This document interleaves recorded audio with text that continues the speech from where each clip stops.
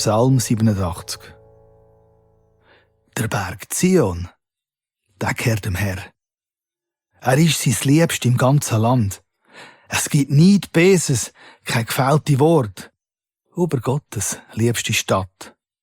Es haben die Ägypter Achtung und euch die zu Babel. Sie wissen schon, wer ich bin.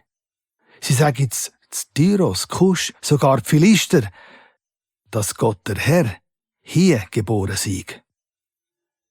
Doch man wird sagen, alle sind hier geboren, weil der Herr Zion gegründet hat.